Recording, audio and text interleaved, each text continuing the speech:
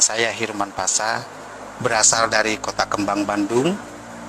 Pada saat itu saya menganut agama Islam karena turunan dari orang tua dan nenek moyang saya. Dan pada saat itu juga saya menjadi seorang pendidik di salah satu pondok pesantren di Kota Kembang, Bandung. Jadi pada saat itu saya sakit jantung, bahkan saya harus dirawat di rumah sakit Bromeos, Bandung.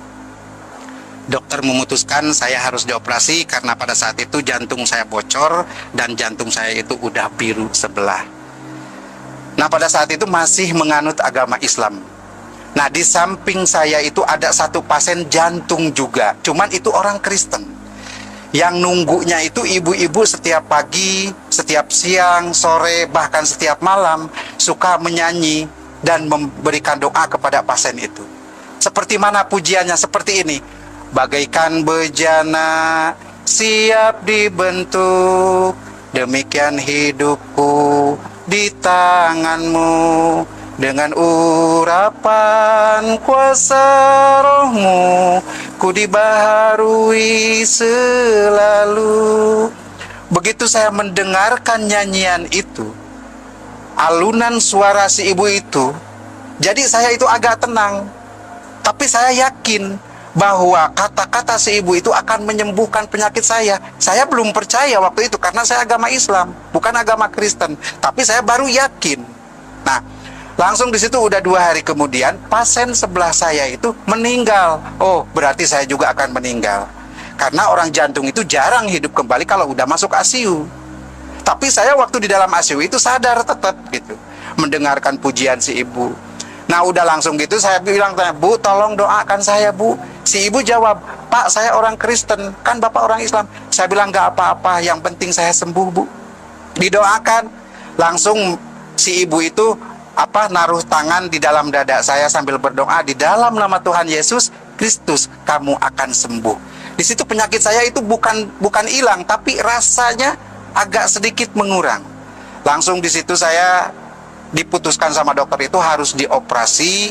Pada saat itu 2 hari kemudian langsung pasien sebelah saya itu meninggal. Wah, saya juga bakal meninggal gitu pikiran saya, karena di sebelah saya itu dia meninggal. Nah, udah 2 hari kemudian saya pas jatuh mau dioperasi, si ibu itu datang kembali. Kata si ibu itu kepada saya, "Pak, jangan takut, harus tenang, Tuhan pasti tolong."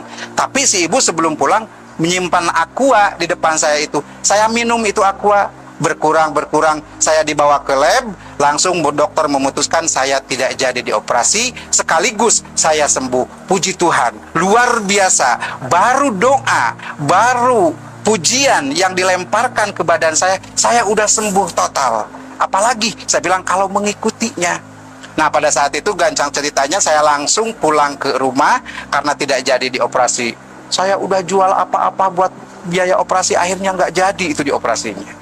Nah, langsung di situ saya nyari itu alamat si ibu itu, cuman waktu itu saya lupa minta alamat si ibu itu, padahal masih orang Bandung dia. Tapi nggak ketemu sampai saat ini. Nah, di situ saya langsung berpikir gimana caranya, karena saya itu guru atau ustadz di salah satu pondok pesantren, nggak mungkin saya bisa didemo. Nah, udah begitu, langsung saya bisa ada hubungan kemana-mana, langsung ada ngasih nomor kontak satu pendeta yang berasal dari Jakarta. Langsung saya menuju. Pada saat itu saya udah mengerti gitu ajaran-ajaran Kristen, tapi saya belum total. Nah, udah langsung saya tinggal di rumahnya pendeta di Jakarta sampai saat ini udah 10 bulan. Luar biasa, Tuhan Yesus menolong saya. Ada satu kenikmatan yang mengikuti ajaran Tuhan Yesus Kristus, ada satu keistimewaan yang kita rasakan pada saat kita dibaptis. Saudara pernah dibaptis? Apa yang rasakan saudara pada dibaptis itu?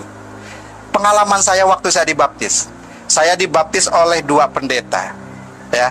Langsung begitu turun, masuk ke kolam baptisan, saya dibaptis. Begitu ditenggelamkan, saya katanya pingsan. Padahal saya bukan pingsan, dibawa salah satu orang, tapi yang saya nggak kenal, ke satu tempat yang luar biasa indahnya. Burung-burungnya, air-airnya, taman-tamannya, indah sekali. Nah, pada saat itu saya pingsan katanya karena waktu dibaptis itu. Nah, di situ saya sama satu orang yang tidak dikenal itu dikasih kenang-kenangan atau dikasih bingkisan, sampai saat ini belum ketemu. Apa sih artinya itu? Nah, udah begitu langsung saya, namanya pendeta yang satu udah agak tua, yang satu juga walaupun muda dia gemuk, saya badan gede, langsung ditarik dari kolam baptisan ke atas karena saya pingsan, ya kayak ngangkat karung gitu, gitu kan. Jadi badan saya itu biru semua. Nah, puji Tuhan, begitu saya sadar, begitu saya siuman dari pingsan, saya mencari barang yang dikasih orang yang tidak dikenal itu tidak ketemu. Saya tanya kepada semua orang di situ, pada bengong semua. Jadi apa sih yang berbentuk buku bukan, berbentuk Alkitab juga waktu saat itu saya belum mengenal benar. Nah, langsung saya setelah dibaptis, langsung saya kembali lagi ke rumahnya Pak Pendeta. Jadi sampai saat ini saya sudah 10 bulan di rumahnya Pak Pendeta. Luar biasa Tuhan menolong saya. Cobaan, kritikan dari keluarga, bahkan sekaligus saya dibuang dari keluarga, bahkan istri tercinta satu pun minta dicerai, anak pun sampai saat ini tidak ada komunikasi dengan saya. Tapi bagi saya nggak apa-apa. Yang penting saya punya Bapa, yang penting saya punya juru selamat. Karena waktu di dalam dulu itu tidak ada juru selamat. Ada juga syafaat. Ya, kalau syafaat itu kalau orang mau syafaat, disyafaatkan. Kalau juru selamat itu beda. Semua orang mengikuti dia pasti jalan. Mungkin ini yang dinamakan Shirathul Mustaqim, jalan kebenaran. Saya pernah pernah membaca di dalam satu kitab Tizan Daruri. Kalau di dalam Islam itu tauhid. Ya, kalau di dalam Kristen itu adalah teologi ketuhanan. Di situ di dalam Tizan dikatakan la ilaha illallah iku maujud, la ilaha illallah iku ma'bud. Kalau orang di masjid kan suka baca itu. La ilaha illallah, tiada Tuhan selain Allah, iku maujud, yang berbentuk. La ilaha illallah iku ma'bud, tiada Tuhan selain Allah kecuali untuk diibadahan. Jadi kita ibadah itu kepada Tuhan yang berbentuk, wujudnya harusnya. Jadi namanya wujud berbentuk itu bisa dilihat, bisa diraba, itu berbentuk, itu wujud.